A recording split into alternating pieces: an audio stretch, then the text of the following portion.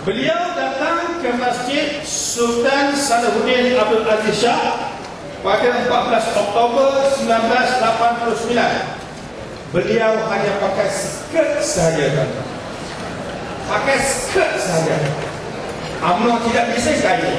Nampak dia main buyuk? Kemudian saya baca satu lagi. Muzakarah tentang kuasa fatwa Majlis Kebangsaan bagi hal ehwal agama Islam Malaysia kali ke-90 pada 1 Mac 2010 baru-baru ini, di mana dalam majlis ini telah membincang iaitu hukum pelancong bukan Islam memasuki masjid dan ruang solat utama di dalam masjid.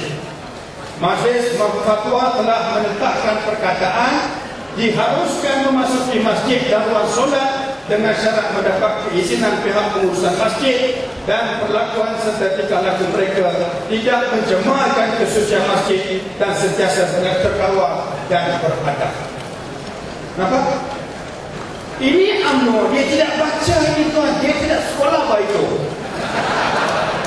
Ini budak talingkau pun boleh faham apa ini. Ini majlis fatwa yang dia sendiri tubuhkan, bukan PAS tubuh, bukan keadilan tubuh, bukan DAP yang tubuh ini, majlis muzakarah ini, majlis fatwa ini, bukan. Ini UMNO Barisan Nasional sendiri yang tubuhkan ini. Tiba-tiba dia langgar ini tuan-tuan. Itu sebab saya bilang pada tuan-tuan pada malam ini, UMNO dan Barisan Nasional ini sentiasa main buyuk sama kita. Sebab itu tuan-tuan, kita semua ada handphone, betul? Kalau kita terima mesej, kalau kita setuju itu mesej, kita cakap okey. Kalau tidak setuju itu mesej, kita delete. Sekarang saya sudah bagi mesej. Kalau kita tidak suka itu UMNO Barisan Nasional, kita delete